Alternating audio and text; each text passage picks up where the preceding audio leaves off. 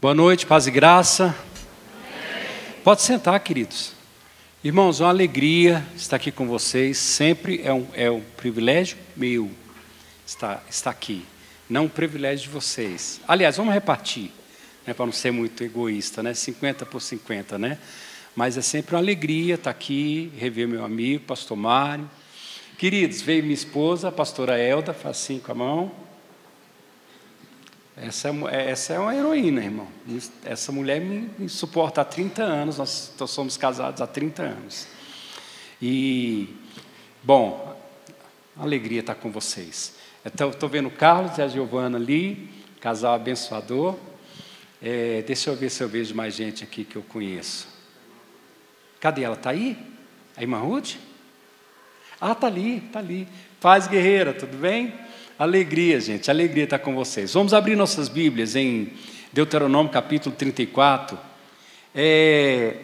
Esse texto que eu quero ler, eu quero pegar esse texto e compartilhar com vocês 3 princípios aqui.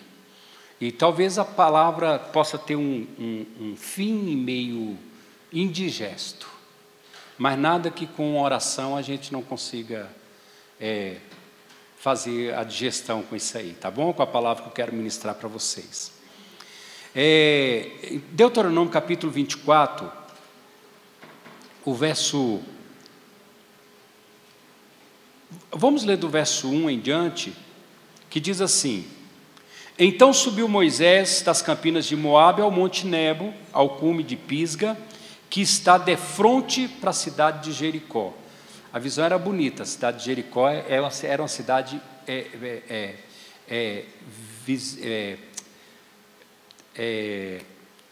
agradável de se ver. Muros enormes, uma grande fortaleza, né? E o texto diz assim: E o Senhor mostrou-lhe toda a terra, desde Gileade até Dan, todo Naftali, a terra de Efraim, de Manassés, e toda a terra de Judá, até o mar, o último, ou seja, o mar Mediterrâneo. E ao sul, a campina do vale de Jericó, a cidade das palmeiras, até Zoar. E disse-lhe o Senhor: Esta é a terra que jurei a Abraão, Isaque e Jacó, dizendo: A tua descendência a darei. Eu te mostro e te faço ver com os teus olhos, porém tu não entrarás lá. Assim morreu ali Moisés, servo do Senhor, na terra de Moabe, conforme o dito do Senhor. Amém.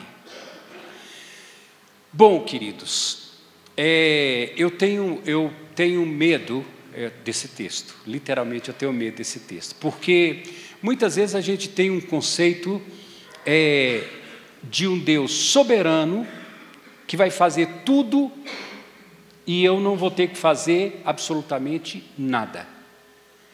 E esse conceito de soberania de Deus cria um ócio espiritual muito grande na nossa vida. Eu estava ouvindo hoje, eu e minha esposa, quando a gente estava saindo do culto de manhã, nós estávamos ouvindo uma pregação e o sujeito liberou uma palavra lá e eu olhei para ela, a gente trocou um olhar e eu disse: é muito cômodo o que ele está falando, eu queria acreditar, mas é muito conveniente acreditar nessa verdade. Por que eu estou falando isso? Porque quando eu olho para esse texto, eu vejo um homem que recebeu uma promessa de Deus, mas não conseguiu viver. Um homem que Deus tirou ele do anonimato, que ele estava anônimo, pastoreando o rebanho do seu sogro, já estava aí com 80 anos, pastoreando o gado do seu sogro. Deus entra na vida desse homem, Deus o confronta, porque o Sinai foi um confronto. O Sinai foi Deus discutindo com o homem, e Deus deixou Moisés falar e esgotar os argumentos dele. Quando Moisés viu que Deus tinha vencido o argumento dele, ele foi muito ríspido e duro com Deus. Ele disse: manda outro e não a mim. E aí Deus também respondeu numa altura. Deus disse: não, eu escolhi você. Quer dizer, é você que vai, eu não vou mandar outro, é você que vai ter que ir. Eu até te dou umas muletazinhas, eu vou te dar Arão, para que ele seja profeta entre você e o povo. Como você vai ser meu profeta, entre eu e o povo egípcio, Arão vai ser o profeta entre você e o povo hebreu. Você fala com ele e ele fala para o povo. Mas eu não vou abrir mão eu não vou abrir mão de deixar você exercer o livre-arbítrio. Eu sei que deve ter teólogo de plantão aqui, quando a gente fala assim, eu não vou deixar você exercer o livre-arbítrio. Eu me recordo que eu estava fazendo uma campanha na África, e nós tinha terminado uma campanha de 7 dias, numa região. Quem leu aquele meu livro, O que você sabe sobre libertação, aquele confronto foi lá na África, nessa campanha.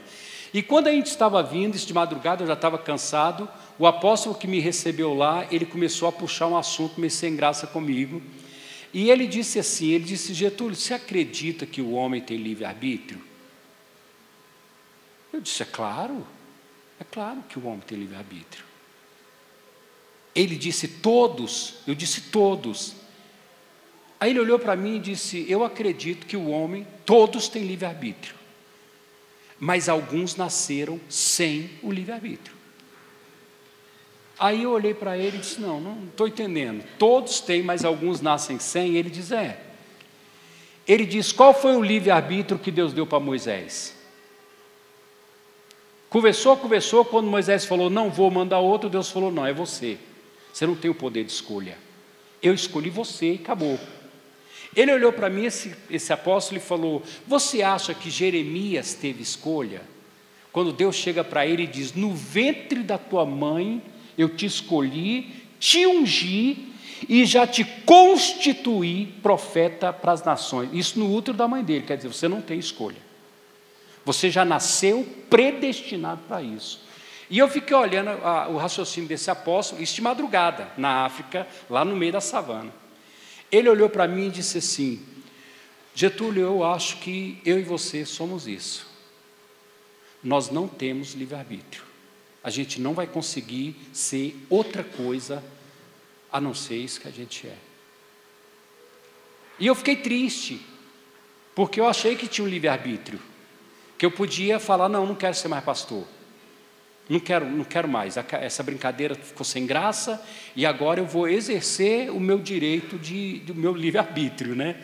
Ele disse, nós não temos o livre-arbítrio, eu não tenho opção de não ser isso que eu estou vivendo agora. E eu me recordo, queridos, de um tempo, já tem uns 20 anos talvez, depois dos 50, a gente já não fala mais os anos, a gente só fala algum tempo atrás, né? Vai acostumando, né? Não tem, se a gente começar a falar dos anos, ninguém vai prestar atenção, porque o pastor já tem 30 anos, ou nem lembra direito, então fala algum tempo atrás. Eu estava pastoreando, e eu estava num conflito muito grande, questionando meu ministério, questionando tudo, e eu fui um dia para a igreja para ficar sozinho, e eu estava numa crise existencial. De repente, quem me chega na igreja do nada, eu estou falando há 20 anos atrás, o pastor Luciano Subirá e o pastor Jurandir, da igreja Boa Semente. Os dois chegou, passaram lá em casa, e eu acho que a Elda falou, ele está na igreja. E os dois chegaram do nada, durante o dia. E o pastor Luciano é que foi com a palavra. Ele disse assim para mim, ele disse, cara, Deus me mandou aqui para te dar uma palavra. Ou você vive o que Ele tem para você, ou você pede para morrer. Porque você não vai viver aqui nessa terra outra coisa a não ser o que Ele definiu para você viver. Então Deus me mandou aqui para te falar, escolhe. Ou você vai servi-lo, ou você pede para morrer agora, e Ele vai te levar para a glória. Só que ele fez a observação dele, ele diz, mas antes de você pedir alguma coisa, se lembre dos seus filhos. Você tem filho, você tem esposa. Porque dentro de mim eu estava questionando, será que está certo? Será? E de repente chega o Luciano e diz, escolhe, ou morrer ou ser pastor. Você não tem outra opção. E não tinha como eu duvidar da palavra profética do cara, primeiro porque ninguém sabia que eu estava passando aquela crise do ser ou não ser, eis a questão dentro de mim. E o Luciano subirá, aparecer do nada na igreja para falar, Deus mandou falar isso e isso em cima. Eu falei, não, é de Deus. E querer ir para o céu, a gente quer. O negócio é morrer. Né? Se a gente pudesse pular essa fase, esse degrau e entrar em outro, eu falei, não, eu prefiro ser pastor. Vou ficar por aqui, vou carregar meu peso aqui, mas eu fico por aqui. Então, queridos, o que a gente nota é que, me perdoe, é uma pregação polêmica, é polêmica que eu estou falando para vocês, mas me parece que algumas pessoas, Deus não deu opção para essa pessoa. Deus escolheu essa pessoa. E muitas vezes eu não entendo como que eu banalizo uma escolha que o Deus eterno fez. Como se isso não fosse uma honra muito elevada para o ser humano. Se tornar príncipe do povo de Deus. Se tornar pastor da igreja que Deus comprou. O apóstolo Paulo usa essa expressão, só uma vez ele usa essa expressão, em todo o Novo Testamento o apóstolo Paulo só usa isso uma vez. Ele diz assim, porque esse rebanho, Deus, ele não usa Jesus, ele diz, Deus comprou com seu próprio sangue. Então, como se isso fosse para mim coisa de só menos importância, eu estava cogitando a possibilidade de desistir. Muitas vezes, ofuscado pelo momento, nós perdemos a dimensão e a magnitude do chamado de Deus na nossa vida. Nós começamos a reclamar que é pesado demais, é difícil demais. E eu começo a achar que eu tenho escolha, que eu posso dizer, agora eu vou parar. Agora parou. Agora eu vou ser secular. Agora eu vou ser secular. Irmãos, eu fiz 2 anos de ciências sociais. 2 anos. E toda aula que eu ia, e ciências sociais, eu estava comentando com o filho do pastor, a gente teve que estudar uma porção de pensador humanista, racionalista. Eu tive que estudar Nietzsche, irmão. Para quem conhece, é o cara que criou a desconstrução de Deus. Ele diz, nós precisamos desconstruir Deus de dentro das pessoas para que as pessoas possam evoluir.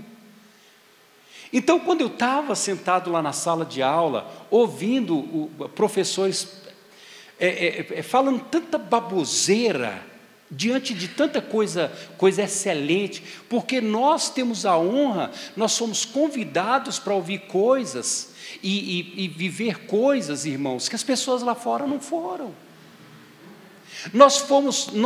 Deus tem comunicado para nós princípios eternos, que não regem só essa terra. Deus tem nos falado sobre o céu, o inferno. Deus tem nos falado sobre o futuro. Deus, ele decidiu andar conosco e conversar com a gente sobre coisas que o ser humano normal, natural, não conversa, não entende e nunca vai entender. Nós entramos na eternidade aqui e já estamos vivendo a eternidade aqui. Tem muita gente esperando para morrer, sem saber o que espera ele depois.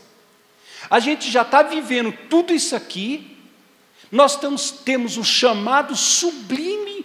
Deus tem nos falado sobre pecado, a origem do pecado, sobre a queda de Lúcifer. Deus tem nos falado sobre o futuro da humanidade, coisas tremendas e maravilhosas. Ele tem comunicado isso para a gente. Ele nos selou e nos deu o Espírito Santo, e a gente sente o Espírito Santo dentro da gente. Nós temos a eternidade morando dentro da gente.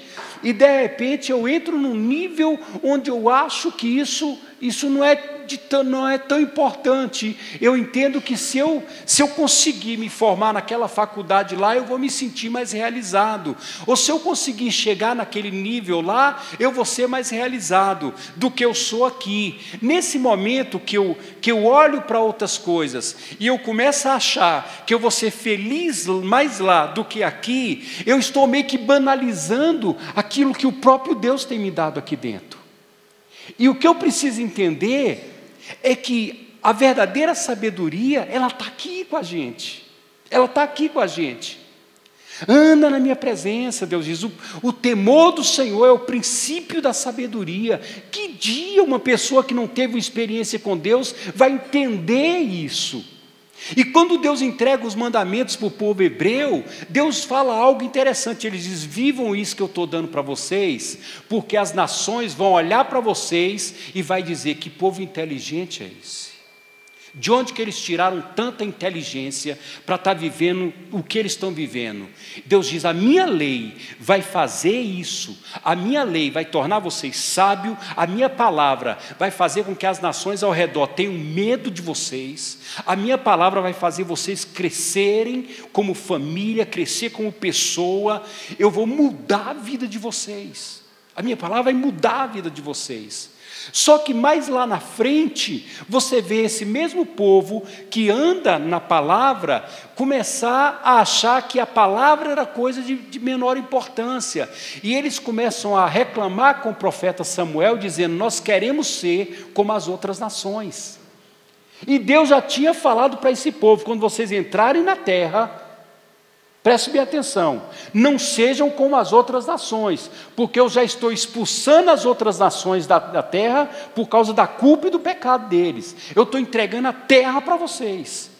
Então não caiam nas práticas das outras nações. E lá na frente está o povo olhando para todos os mandamentos de Deus, para tudo que Deus fez, como se dizendo: isso para a gente não interessa agora, nós simplesmente queremos ser como as outras nações. É meio que eu olhar para Deus e dizer: puxa, mas o tudo que o Senhor está me dando não é nada. O tudo que o Senhor está me dando não se compara à alegria que aquele sujeito ele tem, que aquele outro ele tem.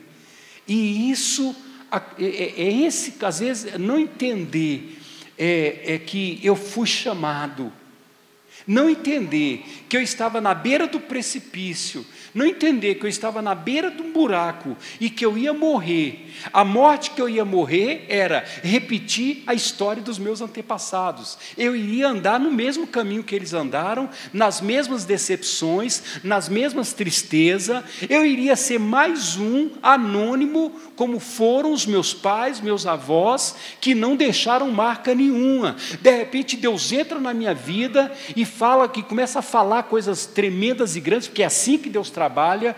Ele primeiro coloca sonhos no nosso coração, ele entra e começa a falar coisas tremendas. Você vem num culto desse aqui, as canções te convidam para coisas mais excelentes, a pregação te convida para coisas mais excelentes, mais excelentes do que o mundo está vivendo. E a gente se empolga, e Deus começa a colocar sonho e mais sonho no nosso coração. Queridos, agora, eu não sei em que momento os sonhos de Deus deixam de ser prioridade para mim. Eu não sei em que momento eu abandono os sonhos de Deus, mas a partir do momento que você passa a fazer parte da igreja do Deus vivo, aqui nessa terra, você é tomado por um espírito de excelência muito grande, coisa que você não viveria lá. Entenda bem, você estava simplesmente repetindo a história de outras pessoas. Irmãzinha, você ia ser igual a sua mãe. Sofreu o mesmo sofrimento que ela sofreu. Irmão, você ia ser igual ao seu pai.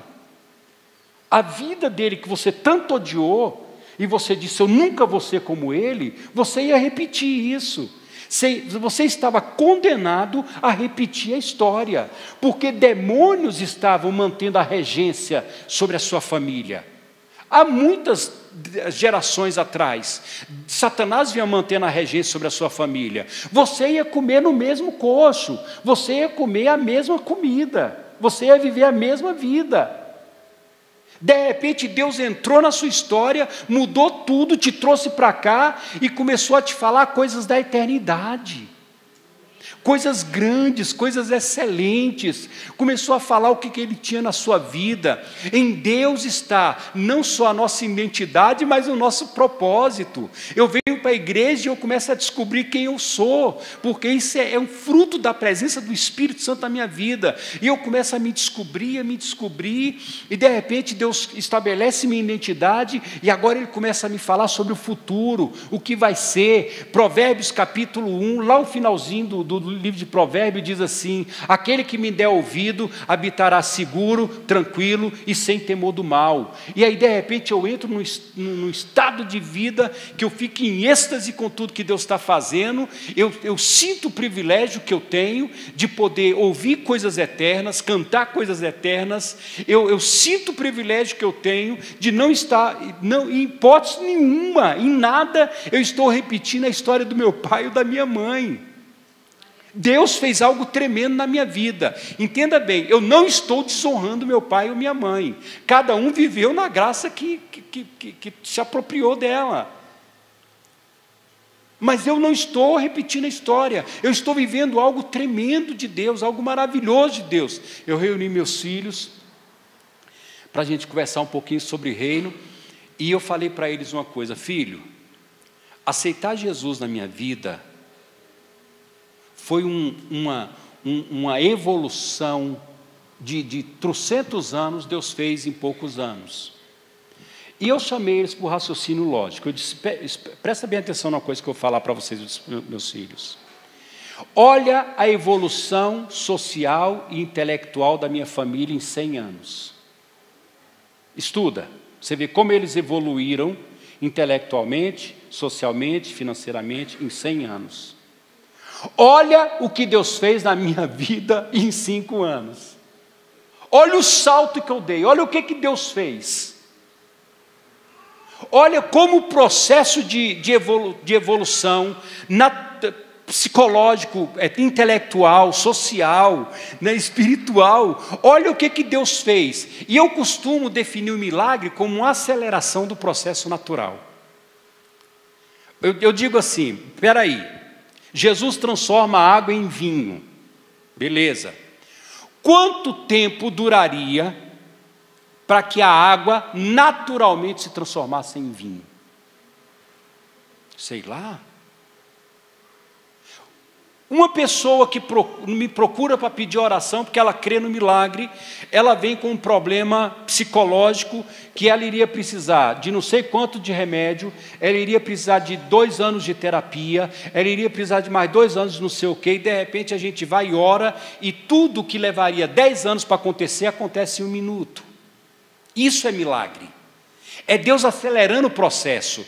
Você tem uma doença, essa doença ainda não tem cura, não descobriram nem a origem dessa doença, nem tampouco a cura para essa doença. Presta atenção, eles ainda vão descobrir que problema é esse que você tem.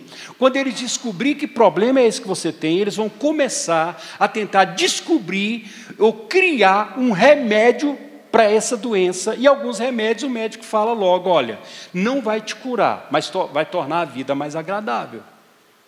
Quanto tempo isso levaria? Deus faz assim, ó. Ele acelera o processo. E eu disse para meus filhos: olha a mudança que ocorreu na minha conversão, e quanto tempo essa evolução duraria naturalmente. Como que Deus tem nos chamado para coisas excelentes. Como que Deus tem nos chamado e falado com a gente coisas eternas, coisas maravilhosas, coisas tremendas. Mas eu não sei em que momento isso torna comum, a ponto de eu pegar e dizer: não, eu acho que aquele cara lá, espera aí, mas eu estou sofrendo de amnésia, porque eu vim de lá para cá, e achei vida aqui, e agora eu estou olhando lá para fora, como que dizendo, tudo que Deus está falando comigo, tudo que eu estou vivendo, todo o processo de milagre que eu tenho vivido, todos os livramentos que Deus me deu, tudo que Deus fez, é nada, é nada. Eu quero aquilo. Quando esse apóstolo na África olhou para mim e disse, eu acho que nós dois não temos o livre-arbítrio. Na hora dentro de mim eu disse, tomou o pirulito da criança. Literalmente. Porque quando eu digo, você tem livre-arbítrio, você pode escolher. É bom ter esse controle, esse autocontrole. Mas se eu chego e digo, olha, você não tem opção. Você só tem um caminho a seguir, Jesus. O outro não é caminho. O outro vai te levar para o inferno. E só Jesus te leva para o céu. Não, mas o senhor é muito fatalista. Não existe aí um meio termo, não existe. Ou você vai para um lugar ou para o outro, é você que vai, não é Deus que manda, não. É você que opta por isso. Isso é desconfortável. Por isso que às vezes eu digo que algumas doutrinas religiosas aí fora, ela é mais agradável aos ouvidos e ao coração do que o cristianismo. Você vai estudar sobre o budismo, sobre a transmigração da alma, sobre a evolução da alma. Você vai estudar sobre o espiritismo, você vai morrer, vai para a escola lá, uma escola lá no céu, que um amigo meu chamou de São Vicente de Paula, é o nome da escola, que você vai depois que morrer, vai receber uma educação e depois você volta para reencarnar. É bonito isso. Na pior das hipóteses, o purgatório. Né, que eu morro e vou para um lugar me purgar, e depois que eu me purgar de todos os pecados, eu saio de lá e entro no céu. Na pior das hipóteses. Mas se o purgatório purifica de pecado, por que Cristo morreu? Não é meio que uma contradição, mas é mais confortável para mim. Aí de repente chega a Bíblia e diz, ao homem está ordenado morrer uma só vez, e após isso, segue-se o juízo, ele não vai morrer mais de uma vez. Eu prefiro a doutrina kardecista, eu prefiro a doutrina espírita, ela é mais agradável. Mas o apóstolo Paulo disse que nos últimos dias os homens se cercariam de mestres que só falariam aquilo que eles querem ouvir. E ele diz, porque eles têm aversão à verdade. Então, quando eu olho para a Bíblia, quando eu olho para o que Deus tem me dado, quando eu olho para o propósito, para o que aconteceu nesses 37 anos de fé que eu tenho, como que Deus fez coisas tremendas dentro do meu coração. E eu olho para esse texto, me perdoe, eu saí muito fora do texto, mas aí eu olho para esse texto, eu fico um pouco de receio. Por quê? Porque as promessas que Deus fez para Moisés, principalmente da terra prometida, essa promessa estava ligada a uma condição de Moisés. E aqui a gente tem um texto forte, que diz que Deus mostrou para Moisés a terra. Só que Deus foi claro com ele. Deus falou, eu estou te fazendo ver, mas você não entra lá. Em uns capítulos atrás, quando Deus está conversando com Moisés, e Deus está falando, olha, eu me irritei com você, você fez o que não devia, e Moisés está querendo forçar a barra para cima de Deus, só que Deus olha para Moisés e disse, basta, eu não quero mais falar sobre isso. É desse jeito que está escrito. Deus fala para Moisés, basta, esse assunto não. Eu já decidi que você não vai entrar lá. Então, por que eu estou dando essa volta toda? Para você entender o seguinte, a promessa de Deus na sua vida, escute bem o que eu vou te falar, a promessa de Deus na sua vida é o que existe de melhor nessa terra. É o que existe de melhor. Vocês estão entendendo? Você não está aqui hoje E você está aqui por força da circunstância, porque na verdade existem coisas melhores. Você sentiu o cheiro da coisa boa e você veio para cá e você está aqui agora. Você está sendo bombardeado com verdades eternas. Você está sendo convidado para morar na glória, para morar na eternidade, para morar no céu com Deus. Deus diz: eu estou indo preparar lugar para vocês. E quando eu preparar, eu vou voltar para buscar vocês, porque eu quero que vocês estejam onde eu estiver. Isso é um amor tremendo, isso é um amor maravilhoso. Entenda bem, querido, o que você está vivendo aqui dentro. Eu preciso abrir seus olhos para você não banalizar. Não existe uma outra pessoa em nenhuma das religiões que nós temos, que existiu e que existe, que tenha dito o que Jesus disse. Ele diz: eu sou Deus, eu sou o caminho, eu sou a verdade, eu sou a vida, eu sou o pão da vida, eu sou a água da vida. Você nunca vai ver um Buda falando isso, um Maomé falando isso, ou nenhum outro líder religioso dizendo: eu sou Deus, eu sou o Deus que criei tudo isso aqui que vocês estão vendo. Você está entendendo o privilégio que você tem? De servir um Deus que diz: eu criei tudo isso. Eu sei que para uma pessoa que não teve uma experiência com Jesus, pode parecer arrogante isso. Pode parecer arrogância. Mas se existe uma coisa em Deus, é a coerência com o seu caráter. Deus não pode mentir. E quando Ele diz: eu sou, eu criei. Quando ele está conversando, os judeus estão conversando com Jesus, e de repente numa discussão fervorosa lá, alguém diz: o Senhor se faz maior do que nosso pai Abraão? Ele diz: não, vocês não estão entendendo, eu não sou maior do que Abraão. Antes que Abraão fosse, eu era.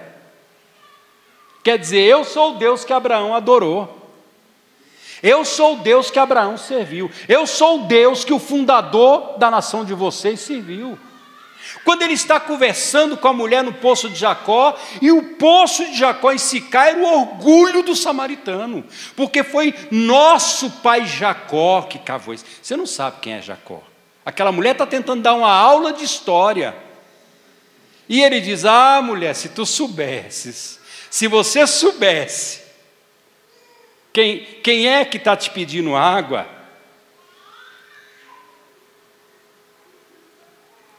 O Deus que nós servimos, Ele é o único que pode dizer: eu me fiz homem, mas eu continuo sendo Deus. Ele nunca escondeu isso, Ele nunca negociou isso. Irmãos, nós temos várias religiões onde eles tentam explicar o sofrimento, onde eles tentam explicar uma porção de coisa. Nós temos um Deus que disse: eu tenho poder sobre a morte.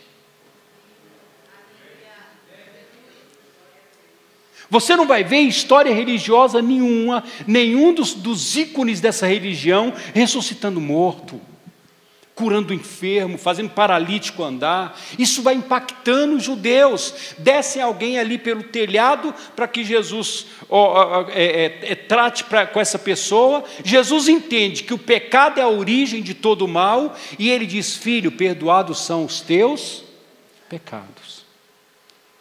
E um fariseu pensa e diz: quem é esse?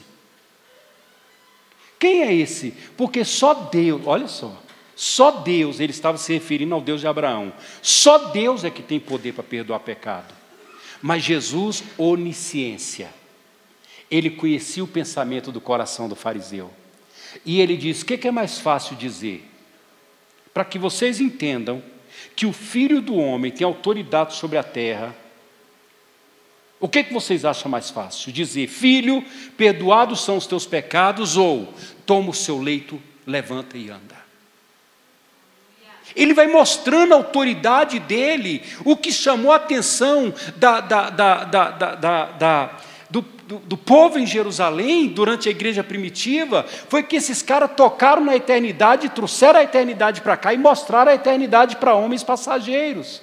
Homens que estavam acostumados a viver na luxúria da pornografia romana, do Império Grego, onde mulheres eram só objetos. Elas eram úteis só na religiosidade deles, não tinha valor nenhum. E de repente, esse Jesus que chega, ele traz o céu para a terra. Ele não vai falar sobre o céu, ele vai mostrar o céu para as pessoas. Ele mostrou o céu. Ele disse: eu tenho autoridade para isso, eu tenho autoridade sobre a morte. E ele pega na mão de uma menina e diz: menina, levanta. Tem uma viúva chorando o filho que faleceu, era o único dote dela. Aquela viúva ia passar fome. O menino era a garantia da vida dela. Jesus para o cortejo, toca no menino e o menino levanta e é ressuscitado. É esse Deus que te chamou. É esse Deus que te escolheu. É esse Deus que está dizendo: você é meu. Então eu não sei onde isso vai baixar o nível a ponto de eu dizer: ser teu e não ser, para mim é a mesma coisa.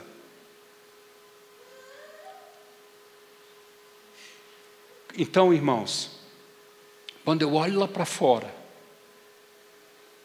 e eu tento me enquadrar, e eu tento me acomodar nos modos lá fora, eu fico olhando para o raciocínio deles lá fora, como que eles, toda a esperança deles, irmãos,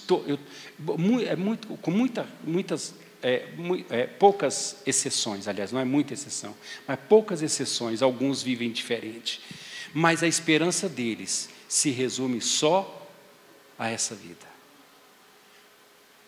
Vamos comer e beber, porque amanhã a gente vai morrer.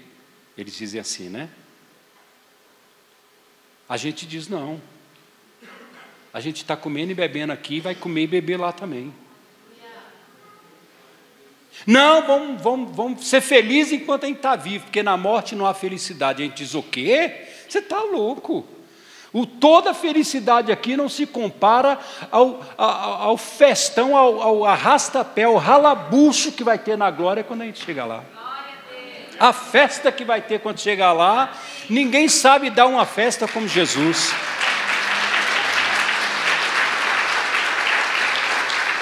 Então, caminhar com nossos pés nessa terra, mas com nosso coração atraído pelo céu, é uma honra. É uma honra. E antes de eu terminar e orar por vocês, eu quero dizer uma coisa.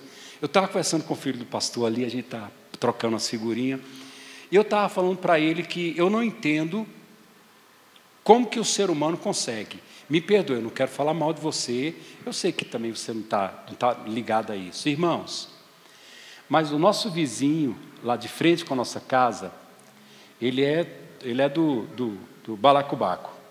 Gosta de fazer uns barracos. Mas quando ele coloca as músicas dele, eu digo: meu Deus, como que aguenta? Ele está ouvindo Boate Azul há 40 anos, irmão. Ele está ouvindo Fio de Cabelo no Meu Paletó há 40 anos. Ele está ouvindo a mesma música e bebendo, enxugando. Ela me traiu e foi embora com o outro e bebendo.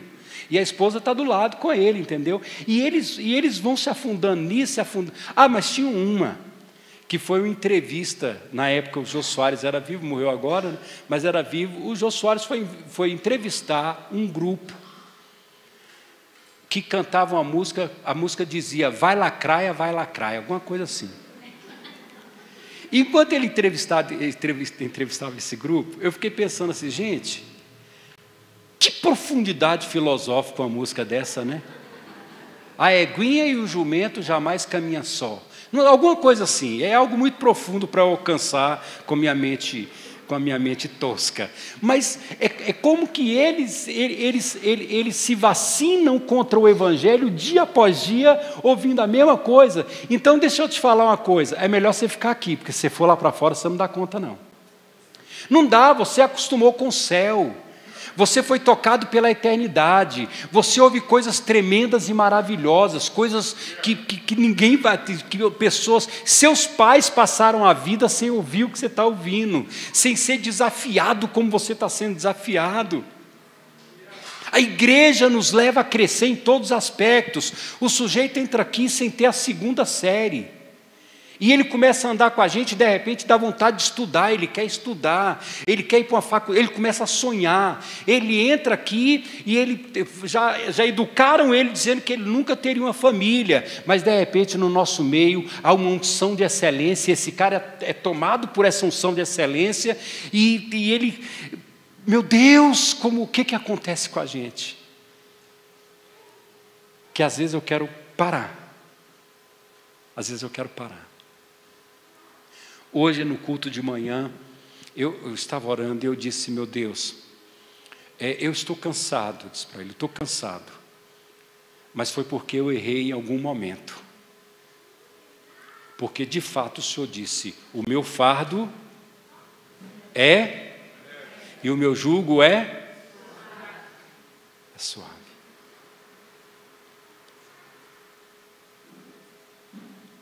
Muitos pregadores diriam, joga fora o orgulho. Eu quero dizer diferente, tendo como base a minha ministração. Tenha orgulho do que você é. Tenha orgulho do que você é. Você é um servo do Deus vivo. Você é um servo do Deus vivo. Muitos servem um Deus que nunca respondeu. Nunca respondeu. Nunca falou. Davi disse, esses deuses têm boca, têm olhos, mas não vê, são frios, não há vida neles. Em um outro salmo ele diz, eu levanto meus olhos para os montes, de onde me virá o socorro? Era nos montes que se praticava adoração a ídolos, mas ele diz, o meu socorro vem do Senhor. Eu não posso me estender mais, irmãos, mas a última coisa que eu quero falar para vocês, nós temos algo que é muito precioso, chama esperança. Pastor, mas todo mundo tem esperança. Espera aí, a nossa esperança ela é viva. Opa! Quando você espera de um objeto inanimado, você vai se decepcionar, porque esse objeto não vai reagir à sua fé, à sua esperança. A nossa esperança é viva, porque o nosso Deus já interagiu conosco, então nós sabemos o caminho da vitória. A minha esperança não é uma utopia, a minha esperança não é um engano, a minha esperança não é uma esperança cômoda, eu espero no Senhor, porque Ele me ensinou a esperar nele. Então, mesmo eu estando atravessando um momento ruim da minha vida, mesmo eu estando atravessando um momento mau, lá dentro de mim tem um fogo ardendo, dizendo, fica firme que isso vai passar. Fica firme, que você... olha, fica firme. É a mãe que está, meu Deus, meu filho não serve ao Senhor, meu filho está num bar agora, meu filho está num boteco, está numa biqueira, meu filho está agora perdido, mas lá dentro do coração dessa mãe tem um fogo ardendo, dizendo, esse menino vai ser crente. Esse menino vai ser crente, esse menino vai ser um homem de Deus aqui dentro da igreja, esse menino vai servir o corpo, esse menino vai ser convidado para as bodas do corpo. Fica firme. Isso é esperança viva. É você chegar na frente do médico, o médico te dá um laudo com base em todos os exames e ele diz, você vai morrer. Você tem 1 ano de vida, 2 anos no máximo. Mas lá dentro alguma coisa diz, fica firme. Fica firme, você não vai morrer. Eu sou com você, eu sou contigo. Irmãos, a esperança de que vai dar certo é um remédio para os ossos da gente. E principalmente quando a nossa esperança está no Senhor, que fez os céus e a terra. Eu não estou esperando em um Deus inanimado, eu estou esperando num Deus que é vivo e operante. Eu estou esperando em um Deus que fala comigo todos os dias, que me ensina, que me repreende, que me disciplina, que me consola, e isso deve ser valorizado. Se eu quero viver tudo aquilo que Deus plantou no meu coração para eu viver, eu preciso valorizar. E eu não preciso, irmãos, enxergar muito bem para poder valorizar.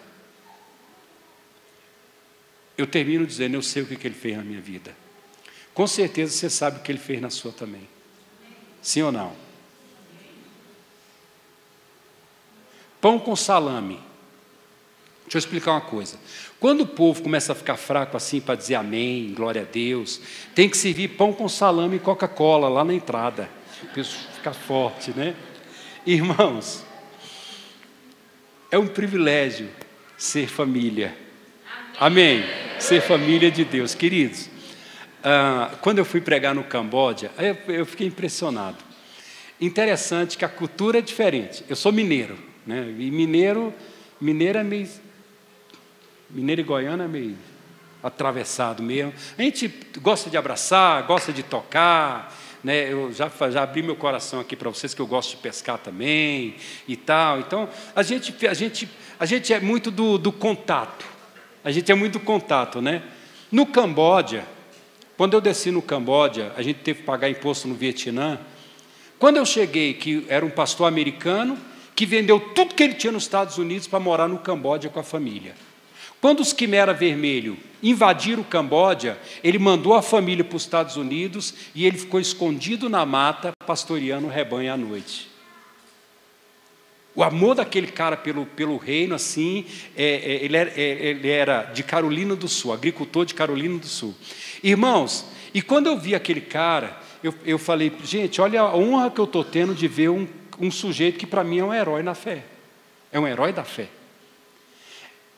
Porque quando eu estive lá, ainda havia conflito entre os cambodianos, os Quimera Vermelho e os vietnamitas. E a qualquer momento aquilo ali podia explodir numa guerra. E quando eu olhei para aquele homem e eu vi que o Camboja foi tomado, aquele homem corria o risco de vida, ele dispensa a família e vai morar no meio do mato para poder visitar o rebanho à noite, eu falei, é um herói um cara desse. Quando eu cheguei no Camboja, chamei, dei um abraço nele, bem mineiro. Abracei a esposa dele, americana também. Aí já estava o filho dele casado com a cambodiana. Eu peguei essa cambodiana e dei um abraço nela assim, gostoso, apertei ela aqui, eles são baixinhos, né? Apertei ele aqui, todo satisfeito por conhecer aquele povo. Quando eu saí, o pastor do Canadá que estava comigo, ele falou assim, você é louco? Eu falei, o que eu fiz?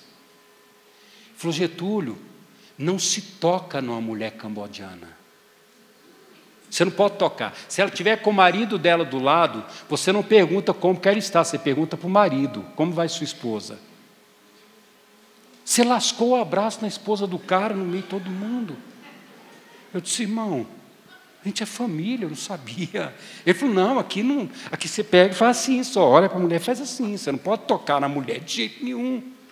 Mas o que me impactou ali foi ver, irmãos, eu estava literalmente do outro lado do planeta.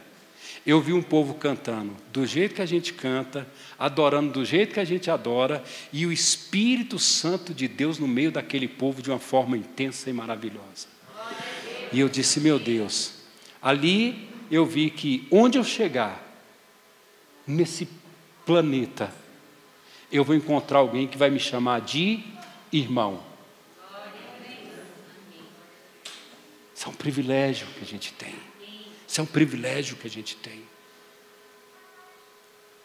Então, nessa noite, antes de orar por você, eu queria que você assumisse uma postura dentro de você.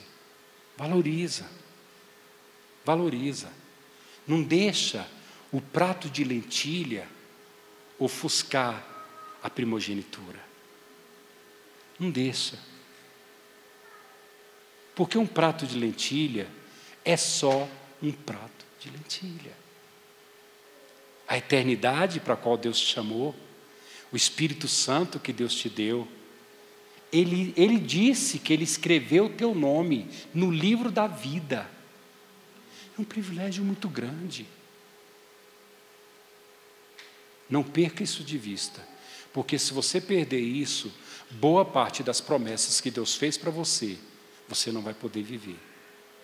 E se há uma coisa que nos alegra o coração, é entender que eu vou viver as promessas de Deus. E as promessas de Deus são grandes e maravilhosas. Grandes e maravilhosas. Uma ovelha minha, não vou falar quantos anos, há um tempo atrás, ele teve insuficiência renal crônica e fazendo hemodiálise, deu um piripaque numa máquina lá e metade do pessoal que estava fazendo hemodiálise começou a tossir, querendo morrer, e o povo ajudou. E naquele dia ele estava meio assustado, e ele olhou para mim e disse: pastor, entender que a nossa vida está na mão de uma máquina daquela, e que se ela engasgar, a gente morre com o nosso sangue fora do corpo. Eu disse: guerreiro, deixa eu te falar uma coisa, a sua vida, ela não está naquela máquina, a sua vida está no Senhor. E eu sei, Jó disse, que o meu Redentor vive. E eu sei que em breve Ele virá em meu socorro. Sabe, irmãos, o cara está lá embaixo, está sem nada, perdeu tudo, ele está doente, ele está leproso, ele está imundo, porque a lepra era imundícia, ele tá sujo. E esse homem lá de baixo, se existe o fundo do poço, você encontraria Jó lá. E esse homem lá de baixo dizer: eu sei que o meu Redentor vive, e em breve Ele virá em meu socorro. O mesmo Espírito que estava nesse homem está em você. Não tenha medo, não tenha medo, não tenha vergonha, por favor, ame o Deus que te salvou, ame as promessas dele, ame o céu aqui na terra, ame o céu aqui na terra, amém? Quando o profeta Elias foi lá para aquele confronto com os profetas de Baal, ele ironizou Baal. Ironizou Baal. Por quê? Porque ele sabia quem era Baal. E Elias sabia também quem era o seu Deus. Quem era o seu Deus. A minha palavra para você nessa noite é: fica firme. Fica firme. Amém? Amém. A Bíblia diz: não tenha inveja do ímpio. Não tenha inveja deles. Pastor, mas eu queria ter o dinheiro que eles têm. Você pode ter o dinheiro que ele tem. Agora, quando você começar a falar para ele o que você tem, você vai ver quem tem inveja de quem. Quem tem inveja de quem? Duas pessoas que eu vi morrer, que nortearam minha vida. Norteou minha vida. Para mim foi algo assim, sobrenatural. Eu fazia evangelismo em hospital. Novo convertido, eu evangelizava em hospital. Todo final de semana eu estava dentro de hospital. Eu ia no sábado de manhã para o hospital, de base de Brasília, dormia lá, ficava até a tarde para poder voltar, para tomar um banho, para ir para o culto. Mas eu entrei numa sala onde uma mulher estava com uma doença, e essa doença era para a morte dela, e ela sabia. Irmãos, eu tentei falar de Jesus para aquela mulher, mas a iminência da morte criou um pavor tão grande naquela mulher, que depois ela gritava de medo da morte. Ela tinha medo da morte. Só que eu não vou falar os gritos dela para vocês, mas ficou no meu ouvido. Aquilo ficou dentro de mim. Eu fiquei por muitos dias escutando os gritos daquela mulher antes de morrer. Irmãos, aquilo criou algo dentro de mim, e para curar, Deus fez algo. Eu já era diácono na igreja, e um dos nossos presbíteros estava enfermo, e a doença dele também era uma doença de morte. Aliás, ele tinha sido mandado para casa para morrer em casa. E o meu pastor, eu era diácono, meu pastor pediu para mim e falou: Getúlio, eu preciso que você leve Santa Ceia para o nosso presbítero. Eu disse: é claro que eu levo, é uma honra para me levar. Mas eu fui imaginando como que era a lembrança do passado. Como que era imaginar, como que seria encontrar um cara que sabia que ia morrer e que tinha sido mandado para casa para morrer. Então eu fui imaginando o que eu ia falar, o que eu ia falar. O que eu vou falar para esse cara? Esse cara vai morrer. Era um velhinho, um senhor de idade. E levei o material de Santa Ceia e ele estava de fato ruim. Era um problema respiratório que ele tinha, e aquele problema respiratório foi que levou ele a óbito. E ele me recebeu. Queridos, aquele homem não estava com jeito que ia morrer. Ele não tinha jeito de defunto. Tem gente que tem jeito de defunto? Não, né, irmãos? Tem. Tem? Tem, né? E aí a gente começou, eu orei por ele, e antes de eu servir a ceia para ele, ele falou assim: Getúlio, vamos cantar um hino? E eu disse: qual hino você quer que a gente cante? E ele disse: cante Junto ao Trono de Deus Preparado. Essa canção diz assim: junto ao trono de Deus preparado, há cristão um lugar para ti, há perfumes, há gozo exaltado, há delícias profusas ali. Enquanto a gente cantava, eu mais cantava, ele cantava alguma coisinha e parava por causa da respiração dele, e eu cantei, mas a presença de Deus era tão forte dentro do quarto dele, irmãos, era tão forte a presença dele ali, que na hora que eu terminei de cantar, que a gente terminou de cantar, ele olhou para mim e disse: enquanto você cantava, eu tive uma visão, eu vi algo. Eu disse: o que você viu? Ele disse: eu vi muitos anjos com vestes brancas e com taças na mão. O que será isso? E eu, dentro de mim, eu disse: o céu está esperando ele para uma festa. O céu está esperando ele para uma festa. Naquele momento ali, Deus me curou, porque eu entendi que o final da história para um e para outro não é igual. Não é igual. Os gritos daquela mulher na presença da morte foram substituídos pela segurança daquele homem diante da morte. E quando aquele homem morreu, que a esposa dele foi dar o testemunho na igreja do que aconteceu, eu sei que não existe testemunho de morte alegre, mas ela estava falando que de repente o marido entrou numa crise terrível. Ela ligou para o hospital, buscaram ele, levaram ele para o hospital, de idade. E ela disse assim, que estava dentro do quarto e o marido em agonia, quando de repente um calor intenso tomou conta do ambiente onde só estavam os dois, um calor intenso. E ela disse: eu vi quando uma bola de fogo veio do céu e parou em cima do peito do meu esposo, e o meu esposo disse: aleluia, e faleceu.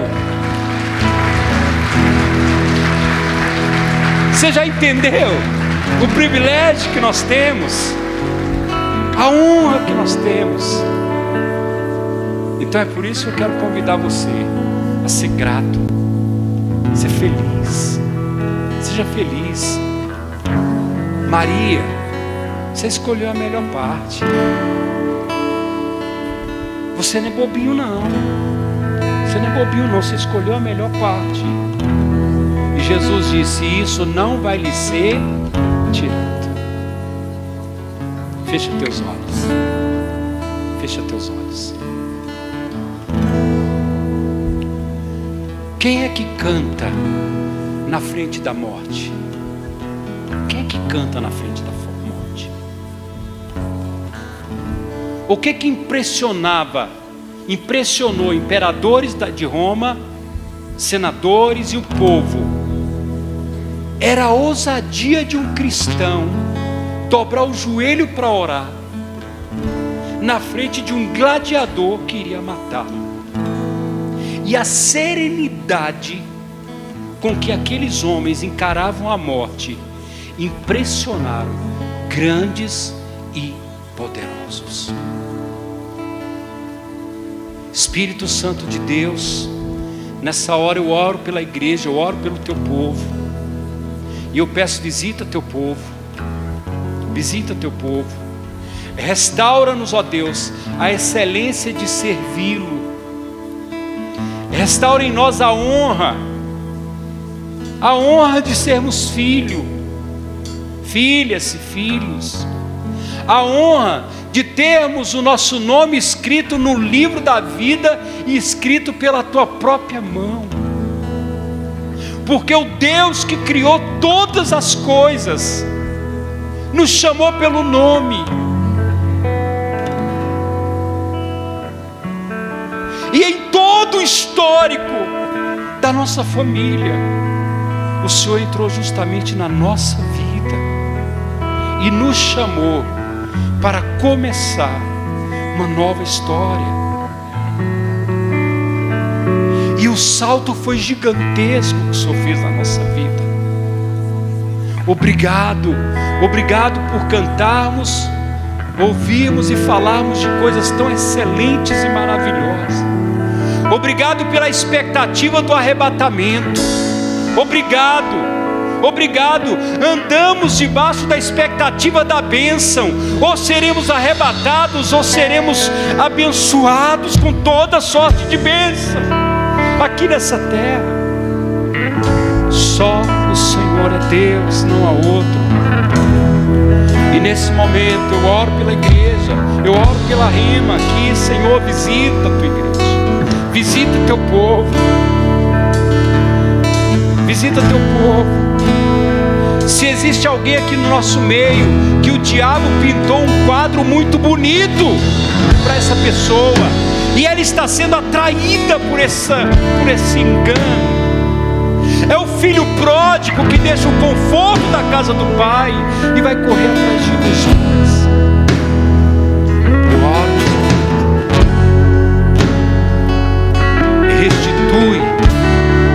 restitui as vestes, restitui as sandálias e restitui a aliança, o anel no dedo dessa pessoa. É assim que eu oro,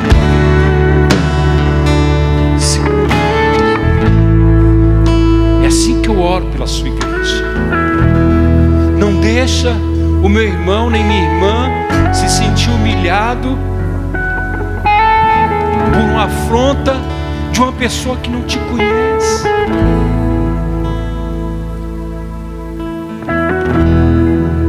Meu Deus, restitui a alegria da salvação em nós. Restitui a alegria da salvação em nós. Alegra teu povo, levanta teu povo, que esse povo possa andar de cabeça erguida, de queixo erguido, entendendo que o Senhor entrou na nossa história e nos convidou para andar na eternidade, mesmo vivendo aqui nessa terra. Fortalece aqueles que estão fracos na fé. Fortalece aqueles que estão aqui, que estavam pensando em desistir da jornada. Fortalece. Em nome de Jesus. Continua com os olhinhos fechados. Antes de nós orarmos por cura e por libertação, continua orando, irmãos. Continua orando. Eu quero fazer 2 apelos. O primeiro apelo que eu quero fazer: tem alguém aqui nessa noite? Eu preciso que a igreja ore, porque Satanás não gosta de perder pessoas. Talvez você que está aqui hoje já fizeram o apelo muitas vezes para você. Toda vez que alguém pergunta para você: quer tomar uma decisão com Cristo?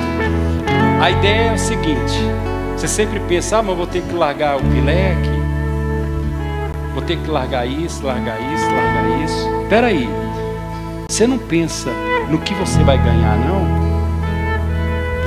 E como é desigual, você vai estar perdendo 10 para ganhar 1000, porque Deus te amou de tal maneira que deu seu único filho por você.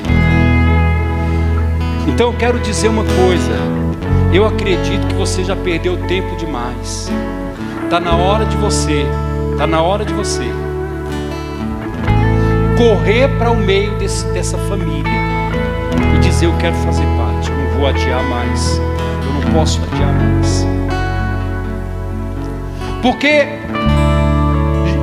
em Jesus Deus te ofereceu o céu, e a única coisa que você consegue dizer é: eu vou ter que parar de beber, eu vou ter que parar disso, parar daquilo. Eu oro agora para que o Espírito Santo abra os teus olhos, para que você possa ver o que em Jesus Deus está te oferecendo e nós estamos te oferecendo. Então agora eu quero fazer o apelo para você. A igreja está orando por você agora. E talvez você está aqui porque já tem gente orando por você e jejuando por você, por isso você está aqui. Então nesse momento eu quero perguntar se você não quer puxar o freio de mão agora e dar uma virada radical na sua vida. Radical, vai ser muito, e todos vão notar que foi radical. Você não quer entregar sua vida para Jesus e começar a caminhar com esse povo? Se você quiser tomar uma decisão por Jesus agora, e parar de dizer não para o convite que o céu está fazendo, eu quero que aí onde você estiver, você que ainda não tomou essa decisão, que eu tomei no dia 18 de outubro de 1985, se você quiser tomar essa decisão agora, aí onde você está, eu quero que você levante sua mão para Ele e nós vamos orar por você. Tem alguém no nosso meio que ainda não tomou essa decisão, quer tomar ela agora? Se tem, eu quero que você levante sua mão para Ele e nós vamos orar por você.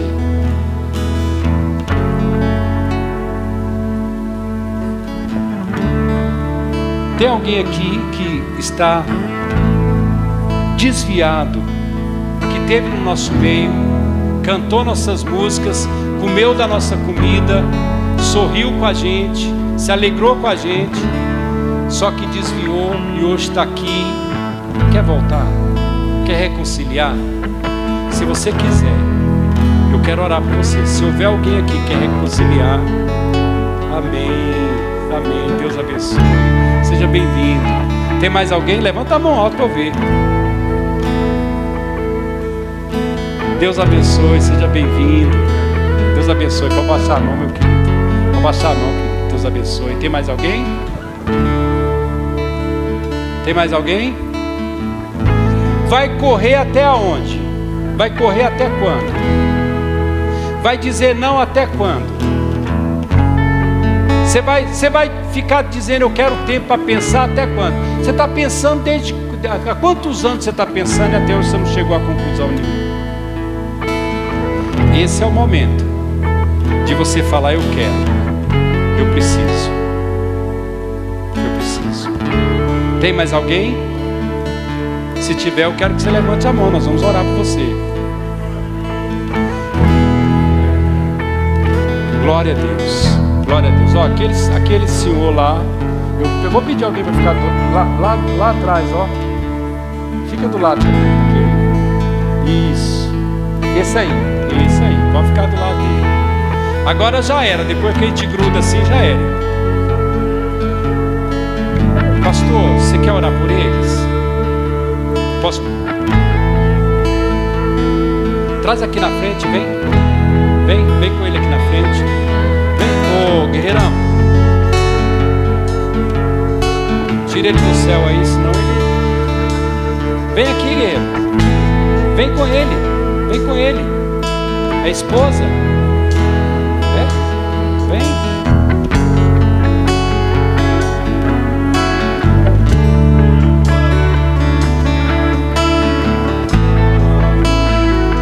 Tem mais alguém? Eu não vou pedir você para levantar a mão. Quer vir aqui na frente tomar essa decisão? Agora.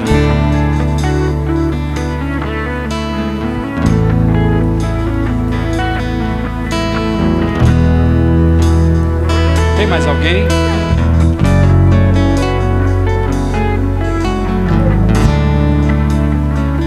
Irmãos, ó, você que está orando, pode abrir os olhos e olha para mim aqui.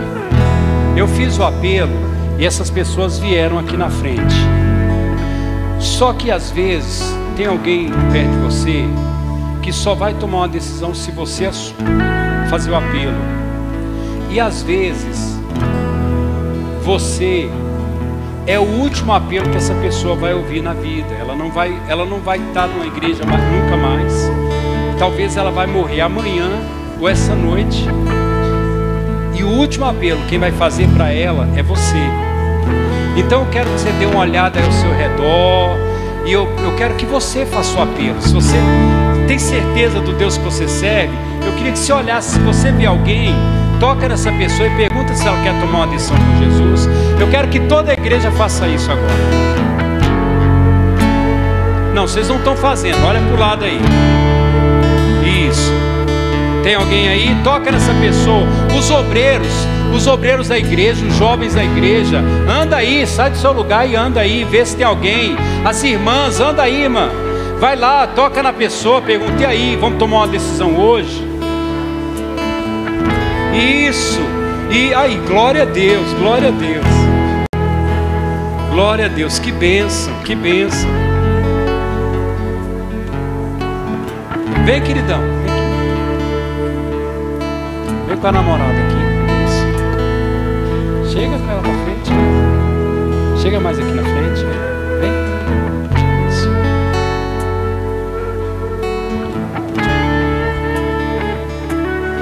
Isso, irmã. Traz a força. Pega pelo braço e traz a força.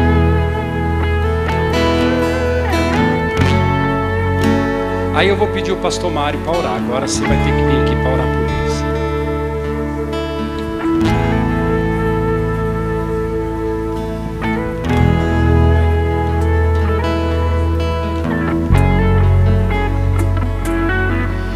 Senhor Jesus,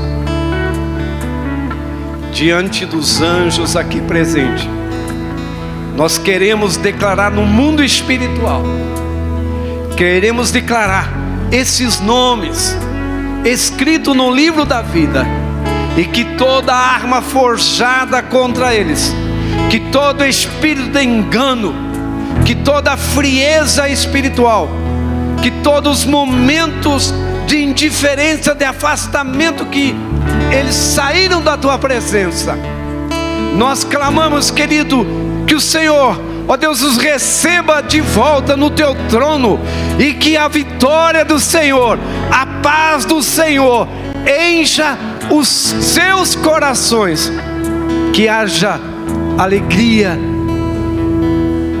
nos seus corações, uma paz tremenda, poderosa, que volte a alegria nos corações dos teus filhos, assim como Davi orou ao Senhor, pedindo que ele não perdesse a alegria da salvação, e que esta alegria, Senhor, esteja inundando os corações dos teus filhos, trazendo esperança e vida esta em abundância.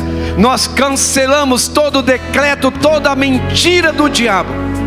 Nós declaramos em nome de Jesus que o teu sangue redimiu a vida deles, trazendo-os de volta, e os teus braços, queridos, estão recebendo-os em nome de Jesus. Assim te louvamos, te agradecemos em nome de Jesus. Amém. Glória a Deus.